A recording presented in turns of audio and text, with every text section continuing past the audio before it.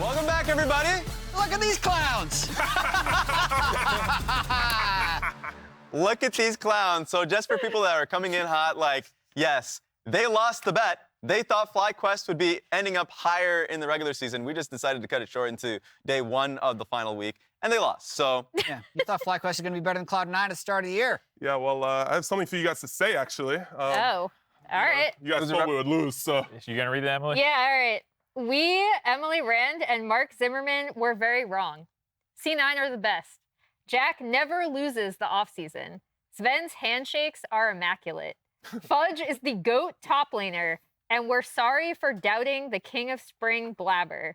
It's looking like a title repeat, no doubt. there it is, easily. Beautiful. Of course. Thank you, Beautiful. guys. I'm glad that you guys came over.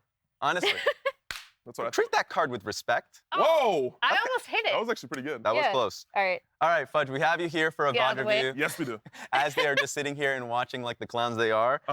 First thing I want to actually go through is just the level 1. So we see this a few times with Fudge, with the Fiora versus, I guess, melee Anything, matchups. Pretty much, yeah. Could you talk about this a little bit as we play through it? Yeah, I mean, Fiora is a champion that's very strong level 1, and usually junglers tend to start topside because top lane's weak. They Yeah. want to pot down, so I like to just act like I'm going to invade sometimes, or if the enemy top lane is not leashing, I then just invade the enemy jungler. If he does leash, then I run past the wave and try to fight him to deny melee XP.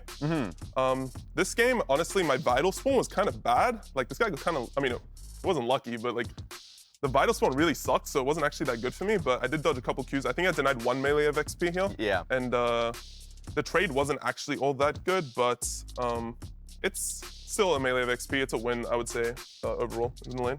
And overall, just like talking through Fiora, not blind, but I mean, does Fiora on weak side? Because I'm looking at the draft and I'm seeing that Wukong's going to be playing top to bot side. Just like, what is your mentality going into this game, playing Fiora, recognizing that you're not going to get that much help? Well, the thing is Fiora is a champion that can win lane and not die to ganks at the same time. Just because they have K'Sante, Sejuani, they don't really have a lot of gank threat, honestly. It's like, if I ward really well, and my mid laner also has push, so he can get wards for me on top side, it's pretty easy for me to be able to avoid Sejuani's gank timers, just because I also have wave control early game. Yeah. And once Wukong does clear down to bot lane, he can come back top and help me if I need any help, but usually he wants to clear again and do dragon. Yeah. Like this game, I was at level 5, I told Blabber, like, can you come top and gank him here on the slow push? I don't think Sejuani's gonna come. And he was like, no, I'm doing dragon, sorry, bro. and I was like, okay, it's unlucky, but here was a timing where we thought that Sejuani could be top lane, and K'Sante is pushing here. Yeah. So, without flash, right? He has ghosts, so it's very easy to gank at level 6 timing with Wukong.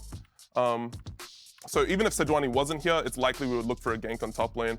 It ends up Sejuani does come, so and we win 2v2. So here I actually messed up a little bit. I should have W'd the Sejuani Q, I think, just so that she doesn't get the initial damage on me. But I do think if I did die, it would likely be a 1-for-1, which is also fine for us, just because once I get, as long as I'm even by the time I'm Sundra, he can't really play the game. He also went Bramble early game, so his mythic is delayed. Yeah. So once I have Sundra, he's not going to have Iceborne.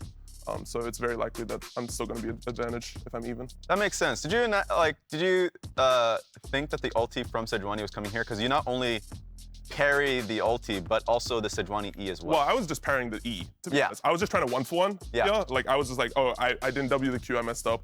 I'm just going to W the E and try to 1-for-1 with Wukong coming in. Okay. And then he ulted right into it, so thank you, Speaker. Appreciate it.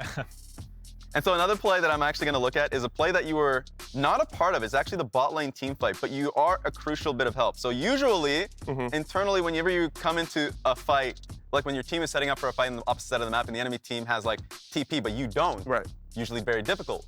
What was your comms at this moment and like your thought process when Impact can help in TP in the fight, but you're tracking him? So the thing is usually when it's not Unleashed teleport, the way top laners want to play is they want to just run to the dragon and TP back top lane. Yeah. Because that way they can actually be at the dragon when it starts, like the fight. So here I froze the wave and I was trying to kind of trying to bait him to run to dragon. Because I thought if he did run to dragon, I would just get a lot of plates and we can just give it, honestly, and it's fine. But here, he ended up just walking up and dying. I mean, obviously he has no ghosts, so he's kind of inting. Yeah.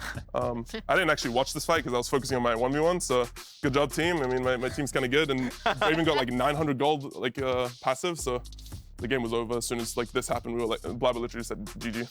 Okay, so the idea is that if he did end up Impact in this case, walking bot lane to help his team. Yeah. You have the freeze, he actually just loses a bunch of experience. Yeah, the thing is I had a ward here and I saw him like sort of hovering in river. Yeah. So I was gonna hold the freeze, and then if he started walking past the ward, I would break the freeze and then slow push. And if he showed in mid lane at that point, I would just start hitting tower. I have Demolish, I get like 2 plates, get Sundra, and then the game's over for top lane. That makes sense. But he ended up just walking back into the lane, which I saw through my ward, so then I just kept holding the freeze. All right, thanks a lot for that one. We're gonna hold you for a little bit just for one thing. We've been predicting playoff brackets because it's the final week of regular season. So we wanted to ask you if you could do the same. Where do you think you would place? Obviously, you got first place, so I think it's an automatic for you to want to put out C9 at top. While these clowns are looking and watching, Yeah, I would say, what, do I have to predict every single team? I mean, yeah, if you want. if you want to. Just to Depends on what you want. finish it. The Okay, clowns okay, could okay. give you the pen, honestly. Well, You have to be a- honest, Emily, Yeah, do we I have don't a pen? I think it's around. behind the TV. You got it? this is it. Yes, Okay, sir. there we Yeah, go. go Thank for you it. Do I for the draw? help. Do I draw? Yeah, Yes. you have to write. This is the penmanship test. It's a little C9, Pog. nice. number 1. Beautiful. Number 2.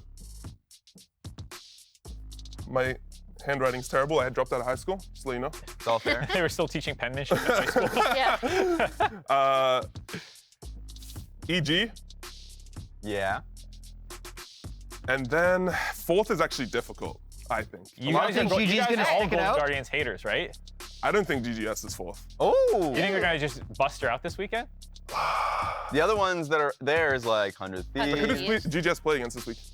They play CLG next, and then I think they have a Dignitas. Dignitas at the end. Yeah. So there it is. Yeah, Begrudgingly. Okay, GG's 4th. 5th, I'm gonna put 100, I think. There it is. oh, yeah. Yeah, I think 100. Now you're thinking TSM, CLG, Team Liquid's also in the race. I'd say TSM. I think Alright. it's pretty Yeah. good. And make then sense. obviously 2-3 match, I think Fly EG's gonna win, so I'm saying Fly TSM. Ooh, baby. Not a lot of people have faith in FlyQuest going into the postseason. And obviously GG is going down here. Then it's Oh, you're doing the whole bracket? I'm gonna do the whole bracket. Let's Yeah, he's go. doing it. Okay, 100 Yeah. Fly. You do this on the off chance that it's 100% right. and Yes, you- exactly. that'd be That's amazing. exactly why I'm doing it. You can flip We it out. can, we can then bring it back and I'm be gonna like, say- Fudge knew. Fly. Oh, they're making the bracket run. C9 versus EG up here. C9 EG. Wait, do I just put it like this? Yeah, Yeah. Put you guys as having advanced, and then you guys clearly win that one, right? This is actually a closer match than FlyQuest. Wow. Ooh. Shaking in your boots. But I will say C9 wins. Okay. And then EG. I'm waiting for that one time a player predicts his own team to lose. I don't think that's ever. Yeah. Yeah, that's wait, who never wins the happening. finals? Is EG get the lower bracket reset on you guys and run it Absolutely. Why did I put 6? back? E6. It happens E6. a lot. Yeah. Wow, I am. See, We're not I'm grading like you on losing that. my mind We're right not now. grading you My on brain is penmanship. hurting so hard right now. Alright, 69. Don't mind the handwriting. 69 My brain's very. wins the finals. 69 wins the finals. There it is. GG. Congratulations. That's a win. Beautiful. All right. Thanks a lot, Fudge. I appreciate that. 100% accuracy. We will be keeping track of that. But for now, we're going to be heading right back to the casters. Thanks a lot. Thank you, Fudge. Later, clowns. Yes, I can. Look at them. What's up, everybody? Welcome back.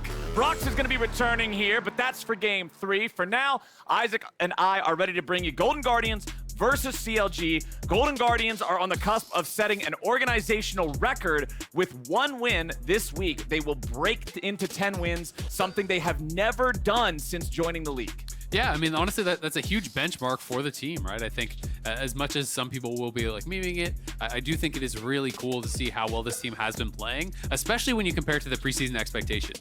TSM and Golden Guardians are both deserving of a lot of credit already. You know, these are teams that, you know, I myself, I think I had Golden Guardians around 8th, TSM around 9th. I think that's, you know, was kind of the general consensus for a lot of people. As far as the power rankings that were out there, we were quite a ways off. Golden Guardians right now is sitting comfortably in 4th. There is potential for them to move even higher. So I do think they've already had a really strong season. And, you know, these guys are extremely confident that they can do even more. When we had Stixxay and Licorice on the dive, they both said they're actually confident that they believe they can win. They can win the split. They can go to MSA. They can do even more. Well, this is also, we always talk about strength of schedule, right? It's a big conversation, especially during the last parts of the split. Golden Guardians has what I believe to be the most average strength of schedule possible here in Week 8. They play a very middle-of-the-pack team today in CLG. Tomorrow, they play FlyQuest at the top of the table. And then on Friday, they play Dignitas, who's at the bottom. So it's a little bit of each flavor. Yeah. They've got the buffet of LCS teams here to go through. And so this one against CLG, I feel like could really set some tempo. Absolutely. And I mean, honestly, if they win here today, FlyQuest has been looking a lot weaker, right? Yeah. FlyQuest is theoretically beatable. Dignitas is definitely expected win down at the bottom of the table. So there is an angle, you know, for a 2-1 week or potentially even a 3-0 week if they really pop off. So I do think things definitely looking pretty good for them. CLG on the other side has a really difficult schedule now because they actually dropped their game against Dignitas. They've dropped some of their kind of like expected win games. Yeah. And now they are facing down a really tough final 3 games where it's not even looking good for them to really make playoffs unless they can start pulling off some upsets. You know, Golden Guardians is a tough opponent. They have them today. They have TL tomorrow, who has been surging. I think is looking a lot stronger. And then their final game is against Cloud9, who looks by far the best team in the league. So you really do have an incredibly important game here for CLG. And for Golden Guardians, they want to maintain upper bracket. So it's a big one for them too. I mean, when you look at, you know, that last C9 game and how they've been doing recently, I feel like for CLG, if you're expecting that one to just be a brick wall, yeah, maybe you can win it, but it's very unlikely. Basically have to win. That means today and tomorrow, considering the stats that you've brought up plenty of times in the past, 95% of the time, if you don't hit 9 wins, you're never making playoffs. CLG needs today, and they need tomorrow. Those both need to show up. The Palafox Aurelian Soul has been something that's caused a lot of Monka W, but even though it hasn't won a lot, it has been just this absolute nightmare as the game scales on. So Golden Guardians banned that away along with Annie and Vi. It's Caitlyn, Jinx, and Cho'Gath banned out by CLG. Golden Guardians lock in the Thresh for huhi before anything else. Yeah, and that to me is screaming Aphelios. You know, I am expecting that to be grabbed up. Xayah Rakan will be the answer. There are going to be some angles for 8 and 10 tiebreakers, so that is still out there if you are a CLG fan, and you can still hold out some hope, and even if they do lose today. But it'll be really exciting. I think this is kind of just a haha, you know, we just saw that previous game type of Draven hover. That's like a haha, I forgot that champion's in the game with Neela. Yeah, I don't think it is actually. I actually haven't seen Neela in so long. I remember Berserker played it like 1 game in the LCS, I think, and that's about all we saw of it. It has not really become very popular. So the expected pick, when Thresh is prioritized that early on, you almost guarantee it's going to be Aphelios. And yeah, you're talking about that win rate for Sion, I assume. 78% win rate for Sion. It has been looking incredibly, incredibly good. And it's not even just really dominant in top lane. You know, a lot of people are talking about Senna Cho'Gath. That's a great pairing, but I've also seen Senna Sion do really well bot lane also. So I think there's even potential for more of these kind of tanks coming through. But it is going to be potentially, it is the Yone coming through here. And this is a CLG special. I like it going towards comfort when it does matter most here. This is a flex between both Palafox and Dhokla. They can both play this champion really, really well. So I do think it's not really that dangerous to actually early pick it here because they can just move it around based on the matchups. Flexibility is so strong, particularly on red side, the side of the draft that has to go second, so your advantage should be in the nature of counter pick. I love that from CLG. I love comfort. I love flex picks. This is both for this team. Hell yeah. Hey, I mean, if CLG just goes jungle on 4, then Golden Guardians have to lock in their final picks without really knowing where it's going to be going, right? And maybe you're saying, oh, on Golden Guardians side, maybe you want to play something like an Azir, but you're nervous because the Yone is there. Yone could still just go top into Sion and scale, right? So I do think it's really nice place to actually pick it out here in the draft. It's great follow-up for the Rakan. If you grab another kind of like diving aggressive style jungler, you have already a pretty powerful set of champions to be able to reach backline, to be able to threaten this Aphelios, because you are going to need to have some backline threat when you're going up against Thresh Aphelios. So this is a very rare situation because this draft has, Licorice's dad in the audience today to cheer his son on in their match up against CLG. You love to see family supporting family there. But what I was getting at is this draft is very rare because neither side picked a jungler in the first 3 picks. We got the Vi ban in the first half of the draft. Second half is 3 more junglers, Gragas, Lee Sin, and Wukong. That final ban from Golden Guardians is going to focus mid lane instead. They're saying, all right, we respect the fact that Yone could go top. We do not want to face Palafox LeBlanc. We'll ban that out. Yep, going to be taking that off the table. It is interesting because he hasn't played LeBlanc a single time so far this split, but clearly still concerned about the pick. Perhaps just thinking it has really good synergy. And there it is, jungle on 4, as kind of expected. There would be no reason to really go solo lane here. Just keep the possibility of that flex alive and potentially allow yourself to kind of have double counter pick. Yeah, Sejuani is one of those champions that you can kind of just pick into anything. She's your standard meatball CC tank, but also you've already got the Yone, so you know at least one of your solo lanes is melee. Absolutely. And Sejuani loves working with melee champions, so things seem to be set up pretty well here. Elise locked in for River and Golden Guardians, and the final pick of their draft will be the Jayce. So it is, if you get a tank in here, like, I honestly wouldn't mind just tank top and just start stacking armor. They are potentially with this hover, putting this as a top lane pick for the Yone, but this is so physical damage heavy. If you have a pure tank, there's not really a lot of ability, I think, for Golden Guardians to punch through.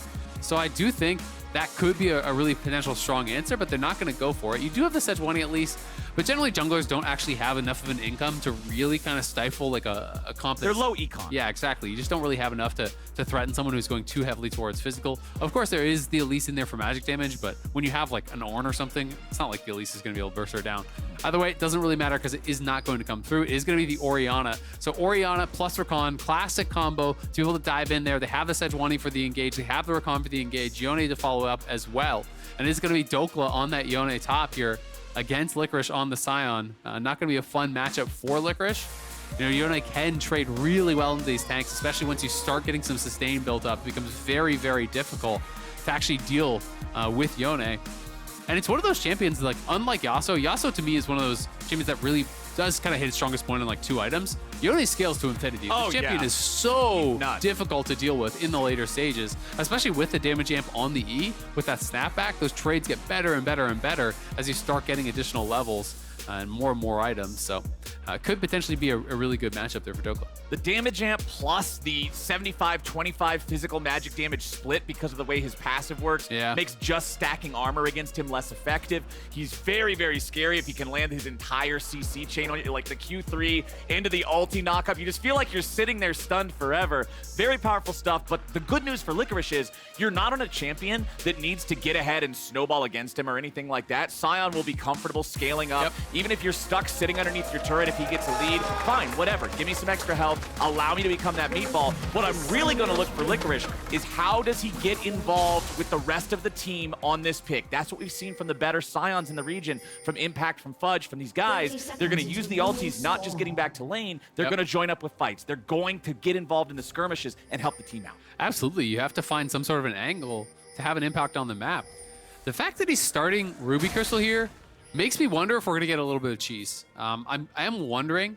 Ruby Crystal start, to me, usually when I see it in solo queue, I'm thinking that this guy's going to execute on a camp and actually try to get level 2. Yeah. So I'm wondering if there is going to be some sort of a tricky start. He also isn't starting health potion, so he might actually be looking for an invade topside, and then he takes their bot side camp with an execute. I think that's what we're going to see from Golden Guardians. I could be way off, but that is my expectation. I don't know if they're crazy enough to full lane swap, but because the bot lane is still topside, but they might actually be looking for that. Yeah, it looks like what we might get is Golden Guardians invading the red with their actual jungle in River own red, and huhi and Stixxay, and they're just saying, all right, Licorice, you don't have to risk anything. You're just going to fight our own chickens in our own red, and we're going to take theirs. Dhokla immediately jumped on here. Golden Guardians will force CLG back. They will strong-arm their way into the red buff, and now they've got more men, they've got more control, and their Sion's clearing their own. So this is a full lane swap. They're actually just going to fully lane swap. Licorice is going to clear bot side jungle as best he can. I think he's going to take the red, execute to it, then TP down bot at level 2, and actually going to just try to hold this. Now, the reason lane swaps have kind of completely gone out of style is because of the turret durability changes. So top lane turrets cannot really be damaged very heavily pre 5 minutes. So CLG should potentially be able to really punch through this bot side turret. But the advantage you have here doing a strategy like this as Golden Guardians is that for sure, your opponents have not practiced against this at all. And you will assume that Golden Guardians will have at least gotten a decent amount of practice in against this. They've got to super keep Dhokla out of the game. Like, they have really got to punish him. So we'll see how much they can get done. At least for Dhokla, he grabs a little bit of this camp away, but Poome is going to be up here, and they're going to try to at least get Dhokla XP, because that is super, super important here. This strategy, Emily was talking to me about it a little bit a couple of weeks ago because there was a game in the LPL, which specific game is currently escaping me, but this same strategy was done. You have the Sion at level 1, he takes 2 of the camps, he executes, and he's feeling all right just surviving in the lane swap. Yeah. But with Poome up here, CLG are trying to respond, but Golden Guardians just say, all right, if you bring 2, we're bringing 3, and now it's Contractz having to make his way up as well. Even with that incredibly resistant plating, they're about to lose a plate here on tier 1, but it's CLG looking to strike first. Dhokla's gonna be taken low. It's first blood back over to River, and huhi stays alive. It'll be a 1-for-1 trade as River drops. Stixxay's still trying to fight it out. Poome's at 200 HP, but a teleport's coming in. CLG's ready to punish, but Golden Guardian sidesteps. Can they get away even further? Beautiful death sentence from huhi to get Stixxay out of the W2 from Sejuani, but now he's got to walk away as well. Gori and Palafox both under 100 health, while Stixxay keeps getting chased. He can't get one back, and CLG's got a 2-for-1 kill lead. Golden Guardians about to lose their support, and Palafox gets the money next. Oh my God, what a spicy start here. CLG, though, able to fight their way back into it. Dhokla was going to be completely out of this game, but now being able to actually get that XP and be gifted the kill because Poome was able to kind of just chase down Stixxay there and gift over that kill to Dhokla. So Dhokla is kind of right back into it. It's just a really interesting spot in the game, though, that we have to evaluate from. Yeah. Because there was no plays taken on bot side. There was no pressure put on the Sion, right? Because Poome went top side to actually defend the potential dive there. So this is such an atypical start. You know, had Golden Guardians been able to actually stop Dhokla from getting any of those kills, Dhokla would be completely out of the game, but now, oh boy, Big Dokes gets caught by some chain CC, and that boy is spider food. River gets another one. All right, let's evaluate. So Dhokla is going to be down on XP compared to Licorice, but because he has the kill, he's actually slightly up on gold. So it's not really as bad as it looks. When you're trying to compare where the advantages are, there's a 300 gold advantage for Stixxay on that side. And there's a 400 gold lead here for River as well. So, you know, really, the only gold lead that really matters is kind of on River, and that's on an early game champion. So I don't think CLG are that bothered by this start. I think we're going to revert into some normalcy as this game does continue on. Because plates are going to be, you know, now fully vulnerable up on that top side. So we could actually have lane swaps to match, or potentially have Golden Guardians send their bot lane back down to lane 2v2 once again. So we'll see. River just never stops ganking. This is what I want to see when a team locks in Elise. You do not lock in this champion to power clear your jungle. He's bouncing from lane to lane. He's always trying to intervene. He's making CLG constantly ask the question, where is he at? Let's take another look. This is all the way back, that 3v3 in the top side. Yeah, so this is just absolute insanity here. You know, they're pushing it heavily. They want to zone them completely off the XP, off the wave. They are pushing forward and looking for this fight, and they do get the initial kill there onto Dhokla. But look at the health on huhi, and the Elise goes down. So now you just have this level 2 Stixxay who only has a Doran's Blade, who really can't put enough pressure on to actually finish anyone off. Poome does a really good job of actually evading out and staying alive there. And then that hook from huhi, pulling the W from Sejuani off target, was also massive. But the eventual chase down was always going to come through here. And the fact they're able to give the kill over to Dhokla kept him in the game.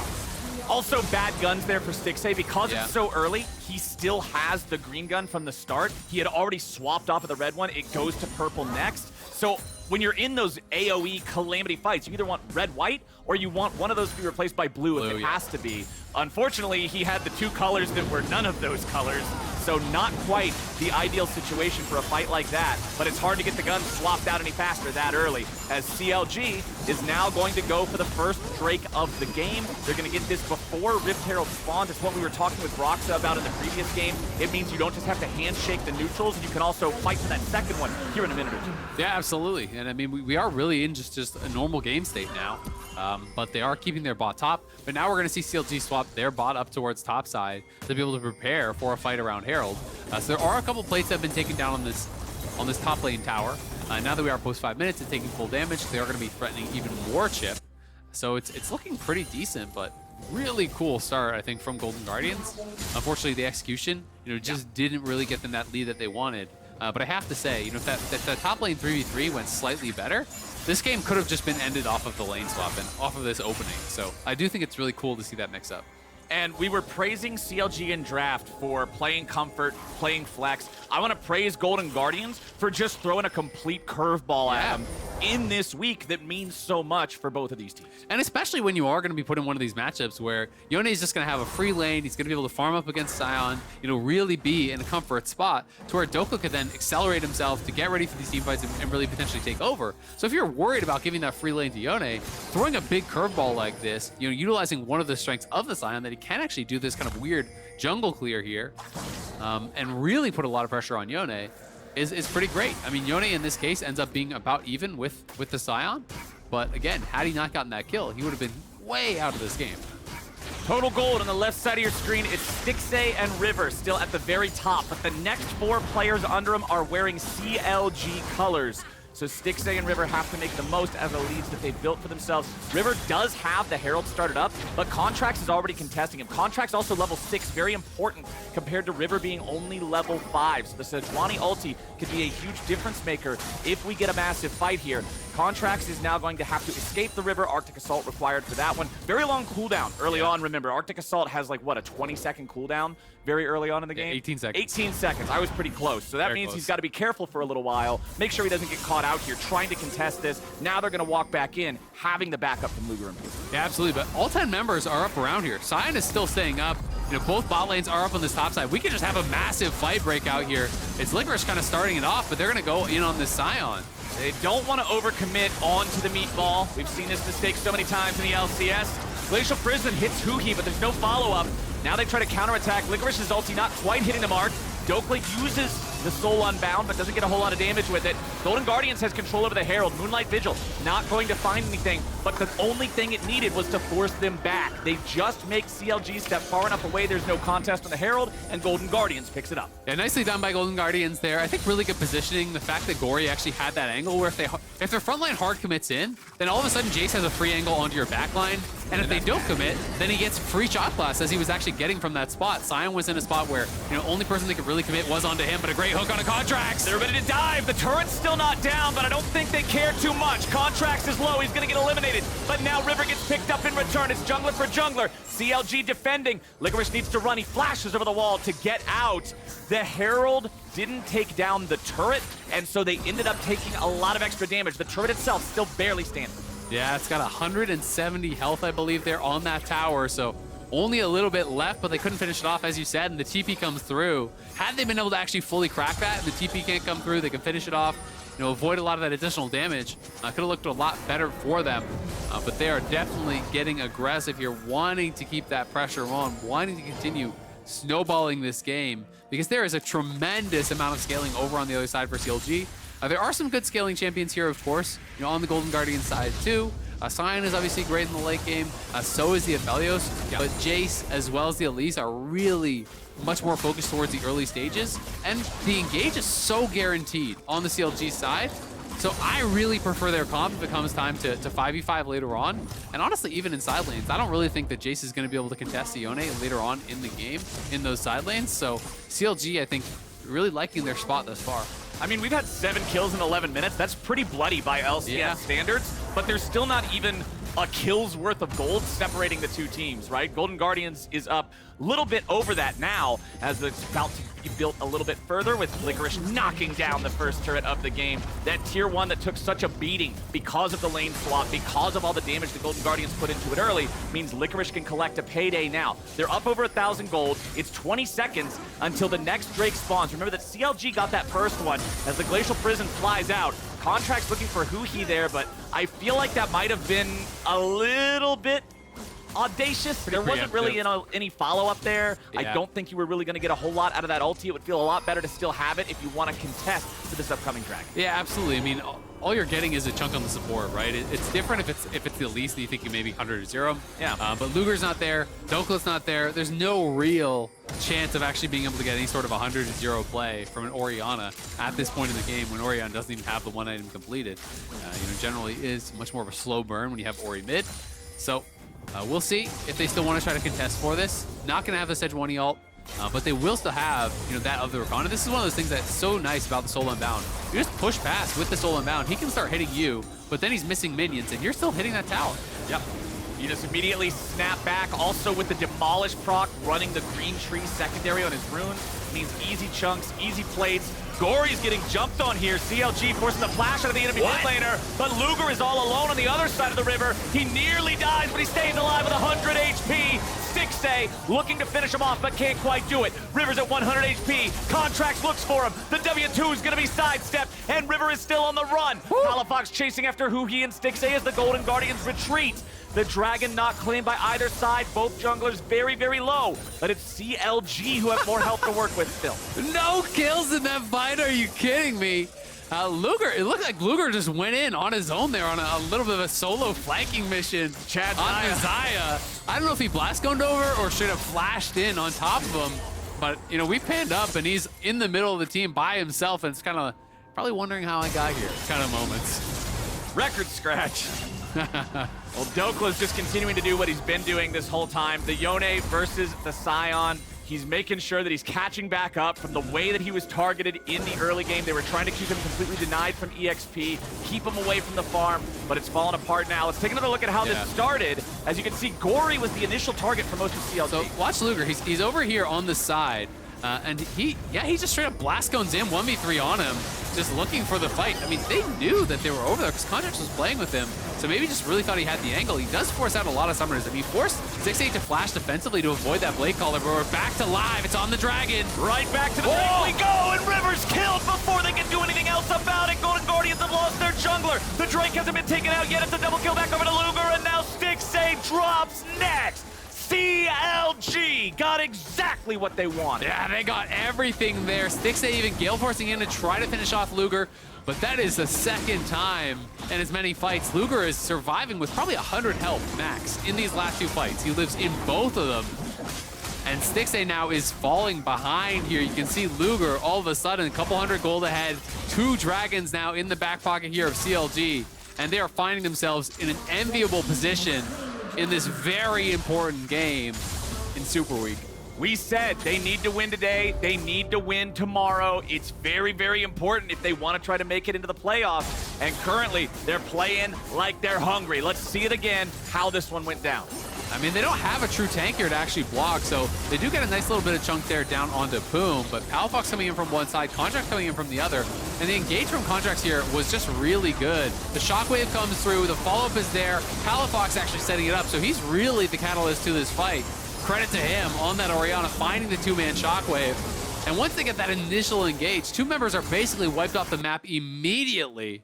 And you can see the frustration there. Stixxay trying to laugh through the pain a little bit, as, you know, not even being able to finish off Luger really, really hurts. Now Dhokla's gonna get first tower solo gold.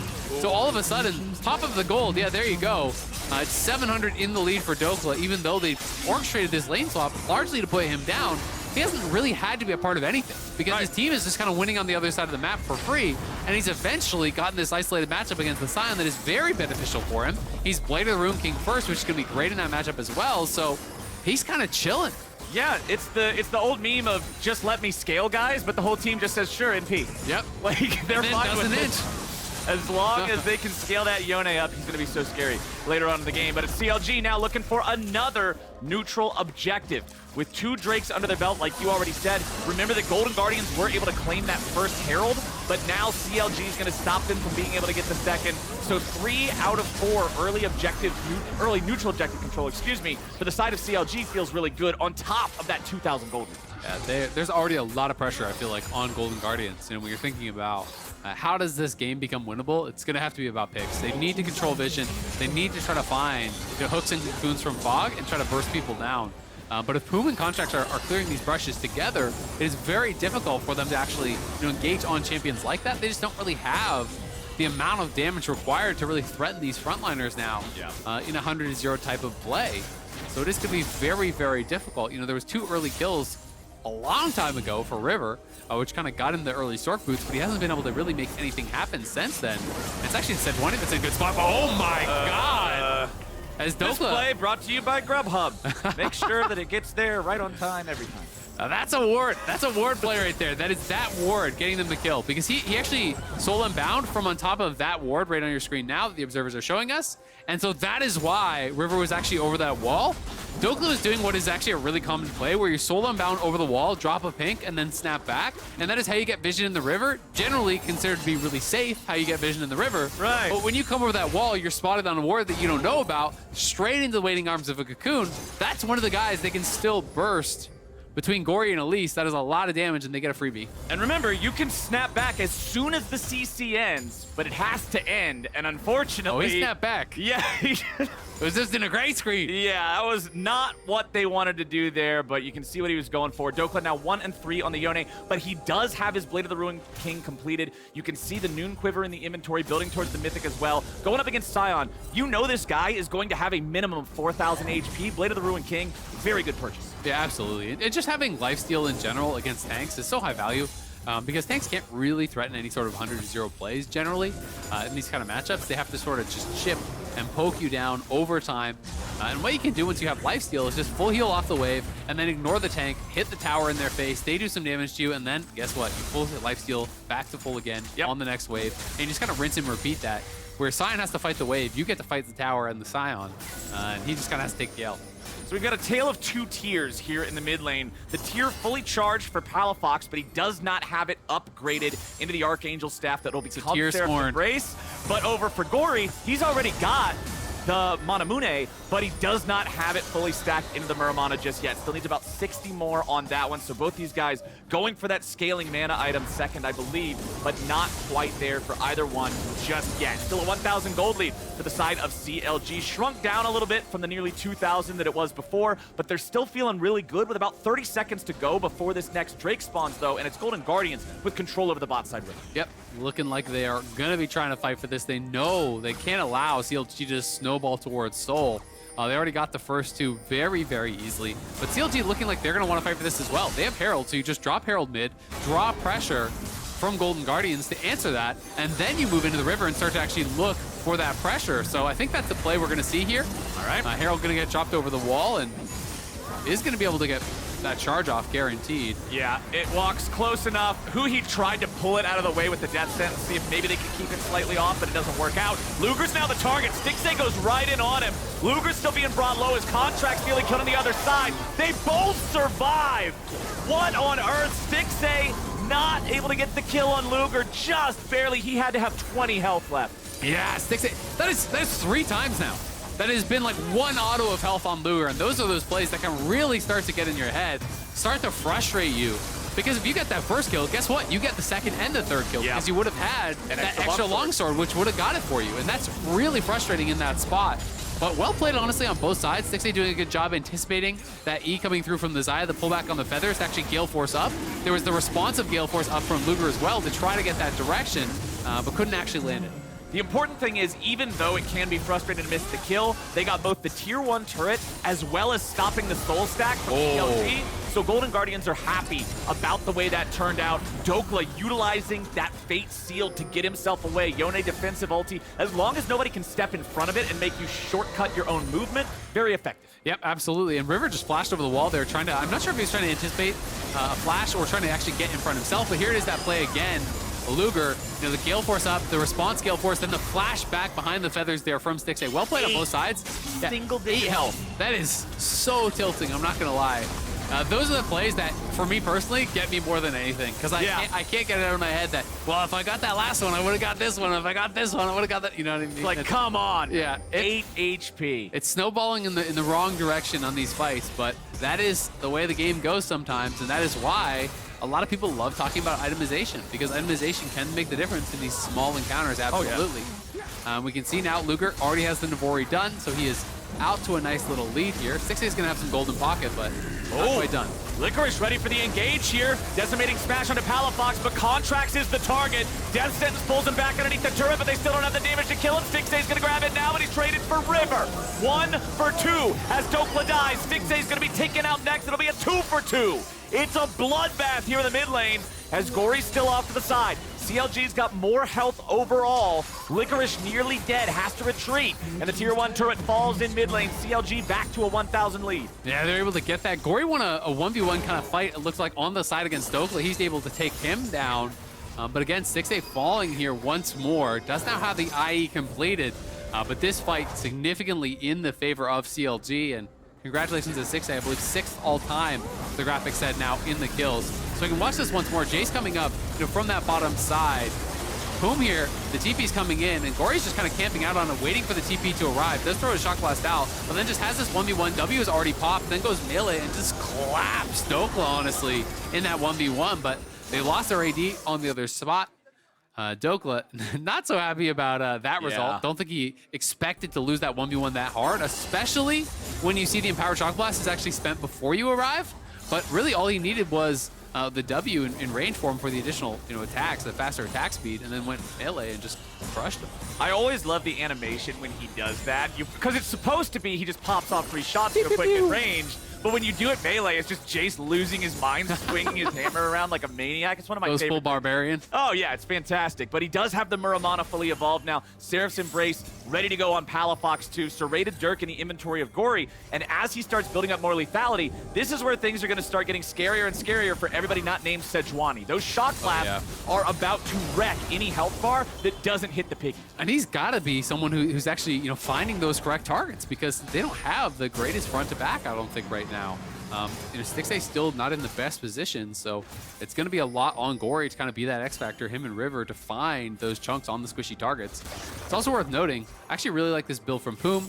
He goes for the tank mythic here. Is really, really strong going Radiant Virtue, because he actually got a lot of early gold. He has some kills, he got a lot of assists. He can go towards that more easily, so they are playing double Radiant Virtue now, which is going to mean in a team fight, between him and Contractz, that is going to be a tremendous amount of healing that really can shift things and may actually force a little bit of heal cut to be purchased. And I like the fact that he's adapting to that early gold like you're talking about, right? Yeah. If you end up being the guy who gets the money, it's a long-standing meme in League of Legends. Oh, support just KS's the money. Cool, I got my boots.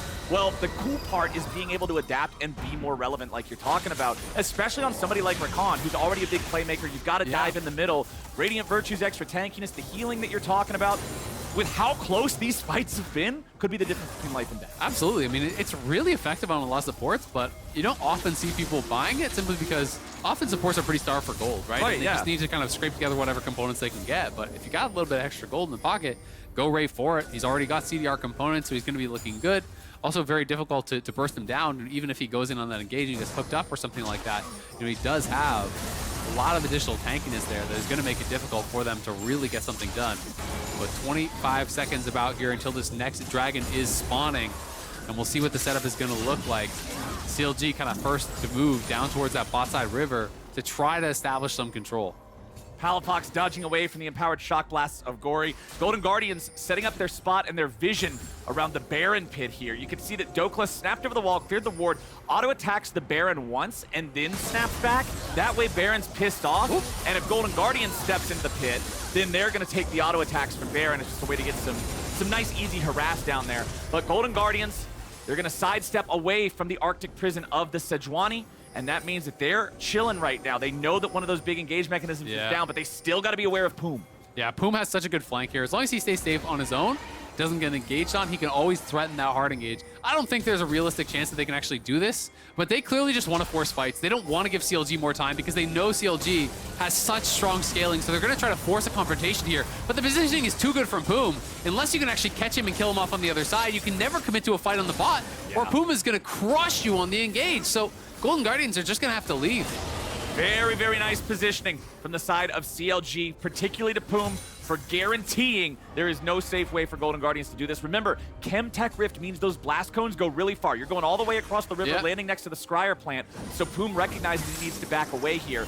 River wants to go back into the pick, clear out some of the vision placed down by CLG. This whole time, Dhokla and Luger were on the other side of the map getting the Drake, and that's the whole point for CLG. And this is why these kind of like threatened Baron trades never really work, to be honest. It's so rare to see them work these days, Sometimes it's your only option when you don't feel like you can fight for the dragon. You kind of have to go up there and hope that your opponents make a mistake, you can get a pick, maybe make something happen. But it's so easy to send one member to actually solo out the Drake while the others mark the Baron take. and it's pretty difficult to pull it off, even if it is a 5v4 up there, because it's usually the team that's in a disadvantageous position that's even looking for that potential Baron take. Dhokla still farming up on Yone, has his second item completed. It's lifesteal on top of more lifesteal. Immortal Shield Bow always feels really good on the Wind Brother champions just because you get that sort of baby Sterix that lets you go in and look for your O10 power spike, even if you don't get it, as Poome gets chunked down by Gori, who is just not afraid on this Jayce. Has the Serpent's Fang completed as item number 3. You're going to have shields on Yone, shields from Rakan, shields from Orianna. There's a lot you can cut with that. I'm not going to lie, if that was a Shirelia's Rakan, he probably dies. Yeah, I think that actually might be the difference. You know, it's a couple hundred extra health plus all of the additional armor that's on there. You know, 200 extra health, 30 extra armor.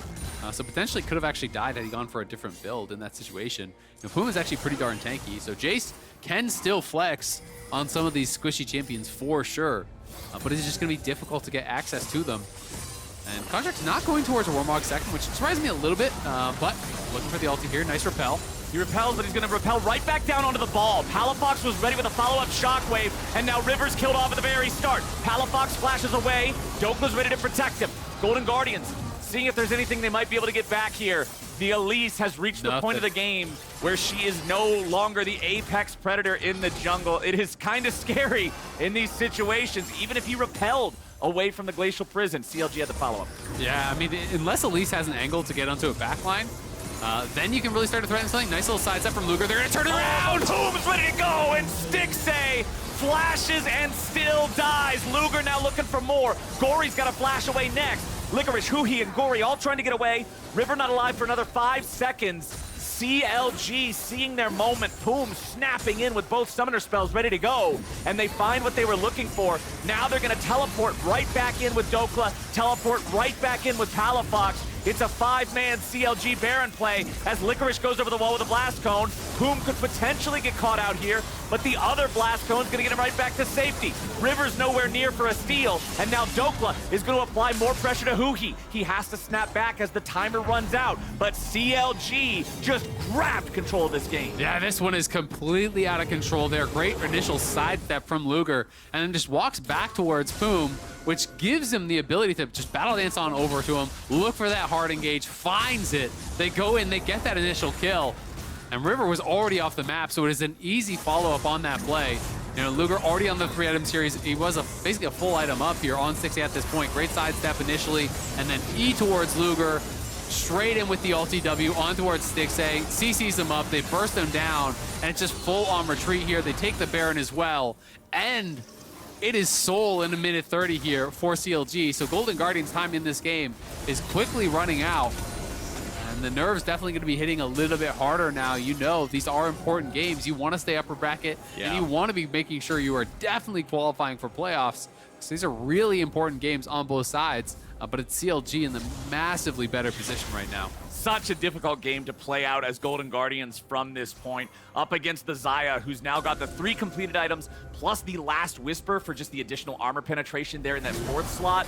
That's going to help a lot punching through the Sion in the front lines, who's always going to be trying to target him and get in the way. You can see Stixxay having now completed his own Bloodthirster. Maybe this will help him survive a little bit better, but it's so difficult for him to be able to go in there when you know he's going to be targeted by Rakan engages, when you know he's going to be targeted by Yone, any possible chance. I mean, we haven't even seen Yone interact with him yet, and he's still getting, you know, burst down, CC down.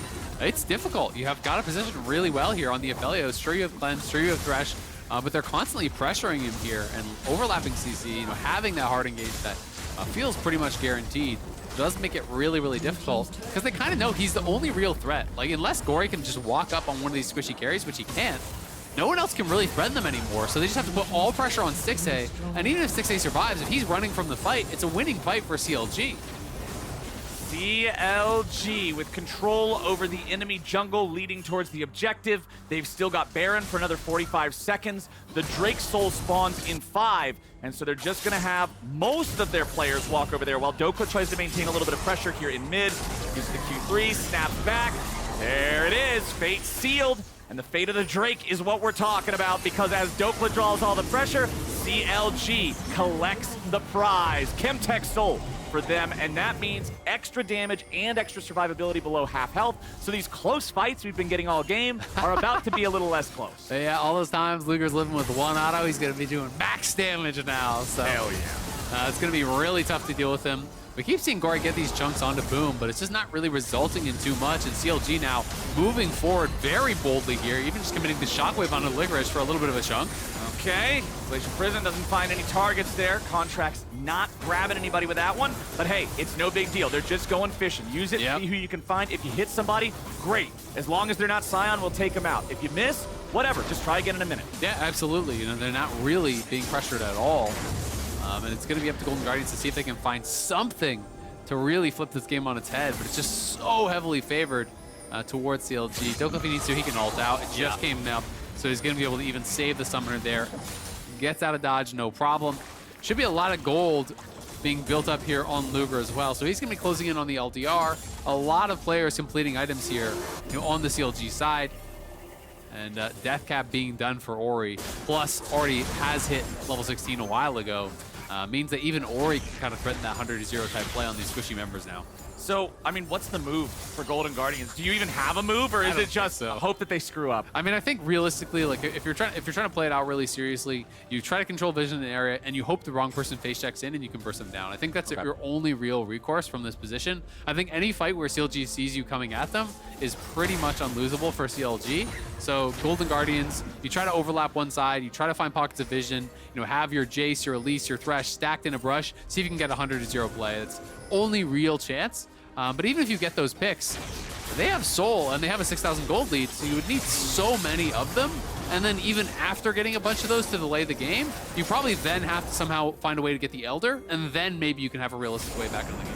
Yeah, CLG with Dhokla in the side lane. That's one of the areas the Golden Guardians was looking to make a play. Licorice disengaging top as CLG makes the move for him. Sion's ulti just buffering through the CC and then immediately stopping.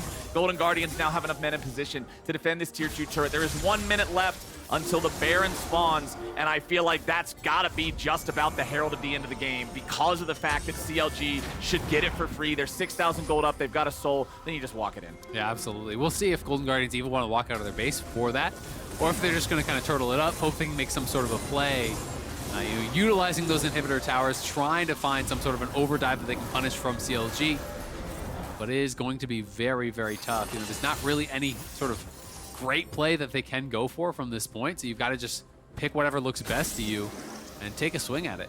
Because you can see they don't even have really any vision out on the map. You know, you start looking out, and it becomes very, very difficult. You know, even their topside jungle, they really only have this very kind of preliminary line of vision, nowhere close to even the river, let alone the Baron.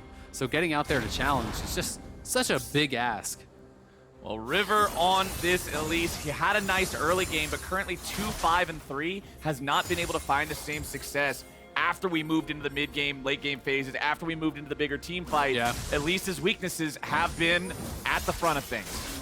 Yeah, absolutely. It's been really, really tough. You know, when you're playing up against these kind of compositions, if you aren't snowballing, it's so difficult. So Golden Guardians are going to move out, but look at Poome's positioning on the side. So hard to get in. Dhokla finds River. That's all he had to do. Just keep Elise away. Make it so there's no sort of a chance that you lose this objective.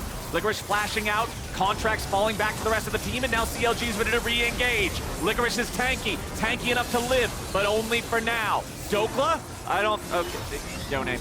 Anyway, we've got CLG wearing Baron, and now all they gotta do is regroup and get ready for the push. There's still 2 minutes before the Elder Drake spawns. CLG is gonna have Baron all the way up through that spawn, and it means they can control the whole rift and have the fight they want for the Elder. Yeah, and that is going to make it even more difficult now for Golden Guardians. So they decide they want to move in on the Baron pit. But again, it's the positioning from Poome threatening on that flank. You can't hard commit to the pit, because if you do, you're going to get crushed by the flank every single time. They don't have really much of an ability to do anything about it. Now, you can see Yone hitting that late game stage. That is half of the HP off the Sion in one quick trade under tower through his shield. That's what it can look like if you let it get to these late stages. Yeah. He has had all the time in the world to farm. Nice little force of the Gale Force there. Contractz only using his Q, didn't even have the ulti. And that Gale Force is quite a long cooldown and very precious for Stixxay at this point. who's really their only realistic chance of making something happen. And I love the fact that they're just looking for that. They're saying, look, we have no wave. We're not going to be able to do anything real here, but any resource we get off of him makes the real fight later feel a lot better. Contractz leading the charge. There's the cleanse from Stixxay. That's all they're doing. You walk Sejuani up, you make Stixxay spin to cooldown. This is what you taught me about MMO PvP. You trade your crappy cooldown for their good cooldown, and eventually you win. Yeah, I mean the same thing really does apply in League, where it's trading of resources, it's trading of sides of the map, it's trading of cooldowns. These things are where you can carve out small advantages, and if you can spend a shorter cooldown for a longer one, you're almost always going to come away positive from that trade.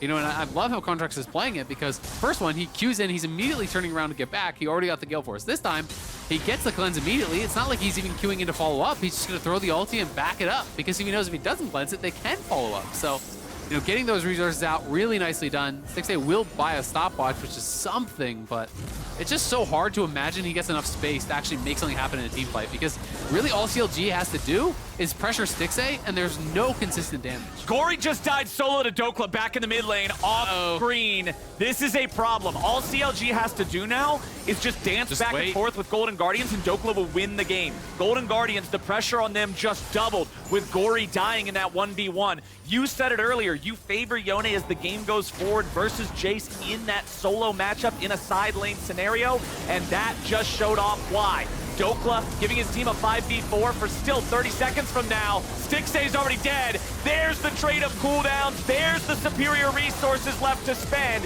Golden Guardians have already lost 2 more, and Luger doesn't think that's enough. Huhi and Licorice are trying to escape, but Poome's coming around from the corner to try to cut him off. Dhokla's ready to go. They don't want Yone taking the turret. As soon as somebody else has turret, that's when you go in, and that's when Huhi goes down. Poome leads the charge, and a teleport onto the cannon minion to try to keep it alive, tanking up the turret.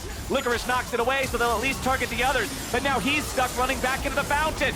Luger, unstoppable. CLG looking to end the game right now. Licorice's dead body won't even be able to rampage through him. Dhokla resets his position back onto the fountain, unfortunately, but CLG still has so much time. 10 seconds on Stixxay and River. CLG don't even care. They're trying to pad the stats and get another one on Gori, and there's the execution.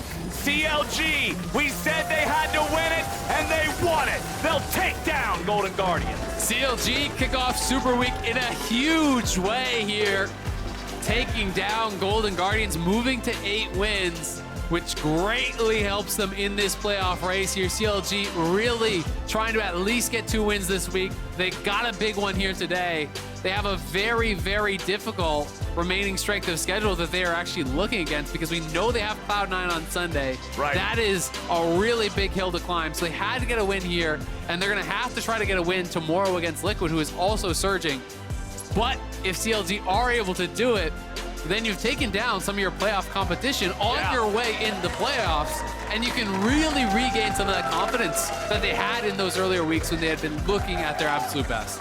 It was a good strategy from Golden Guardians in the beginning of the game here. I liked how they tried to switch it up, catch CLG off guard, and they kept the pressure on too. I mean, even all the way up until trying to keep the level 1 Yone away from the turret, that 3v3 that broke out. But I think that's where all of it got stopped immediately, because after that was all said and done, I believe the score was 1-3 in favor of CLG with the kills. So any of those bonuses that Golden Guardians had built, the extra gold from starting Sion in the jungle, from doing a 3-quadrant clear with your own jungler too, that evaporates once the kills go over. Absolutely, and I mean, it's one of those funny games where you could look back at this, and if you're finding, misplays in that 3v3 from the side of Golden Guardians, you can almost just say the game kind of ended here. And it's kind of a little bit weird, it's a little bit hyperbolic, but had they been able to pull off that 3v3 and win that 3v3, and all of a sudden Dhokla loses all the XP, can't get a kill, can't get anything, he's out of the game, right? And it looks very different, but CLG outplay in their 3v3, they match top. Instead of just leaving their top laner there, they move up their jungler, they move up their support, and they win out in that 3v3 and get Dhokla back into the game, which was critical. Well, according to this graphic right here, the pressure for the next game, which already had a lot of pressure on it with 100 Thieves and TSM, is now even higher, because the other team that was tied with you just got a win. That means one of these guys is about to be sweating bullets if they lose this next one. Absolutely. And I mean, even before this win, most scenarios where one of these two teams, got in, they basically, it's like a must win, right? To get into playoffs, it was almost always going to be down to this game for these next two teams. Alrighty, everybody, Viva la LCS! LCS in Espanol is the official Spanish language stream of the LCS. This new viewing experience will be available live on LLA's Twitch and YouTube channels starting next week. Go! We kick off the playoffs. You can scan the QR code or go to lolesports.com to learn more about it. But right now, we're joining Jatt with Dhokla on stage for the Verizon post-game interview. Thank you, CaptainFlowers. We got Dhokla right here, and I do have to ask you about this game because you were faced with a lane-swapped Sion at the start of this. How did you react to it, and did you expect this?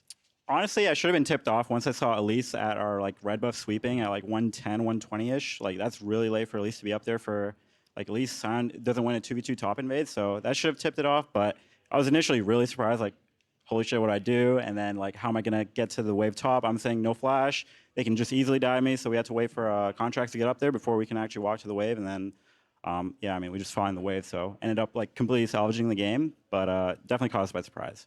Yeah, and you guys did manage to salvage the game. You managed to beat Golden Guardians. That moves you to 8-8, and it's also after you had a disappointing week 7, going 0-2, and actually many people were predicting you to fall outside of playoffs. So with the pressure coming into this final week, how are you preparing and changing things up after the 0-2 week 7? Well, since we're counter logic gaming, nothing we do makes sense. 0-2, so if we're counted out, then we're probably gonna make it in. So, I mean, we just need to work on our decisiveness overall. And I think even this game could have been a bit cleaner, but that's the biggest change from last week to this week. Yeah, and your next two opponents are slouches. You got TL, another team in the matchup for you, and actually we didn't get to catch the only solo play the kill. game. Wow, Yone did something. Yeah. Okay. I mean, that was a pretty pivotal moment. We missed it on camera after, I believe, you're 1-4 before that happened, but you've been farming up a storm. Yeah. I mean, I was honestly fine in the game. I mean, after the lane swap, I was just farming, so I was kind of chilling, and my team was winning on the other side, so it is top lane. Yeah, so you place TL tomorrow and then C9 on Friday. What is the team's mindset heading into those two games? My mindset is to win. I think C9 is obviously the toughest opponent, but I kind of want to rematch against TL because I think they're right on our tier of making it to playoffs. So it's just a test for us to see where we are and how counter-logic we can be. Yeah, I mean, this win moves you guys to 8, which is now 1 win ahead of TSM and 100 Thieves, who are playing next. Yeah. Do you have a prediction for who you think is going to move to 8 and who's going to I'm not leaning towards one way or another, but I think it's just a coin flip. It's probably decided off draft. I think probably 100's going to win, I'd say. They just have momentum, I guess. Coming off 2-0 instead of 1-1. Yeah. All right. And CLG TSM, there's that whole tie-in. So. Yeah, there's not really a rivalry. Okay, Dhokla, thank you very much for the interview. Next up is going to be TSM versus 100 Thieves. See you then.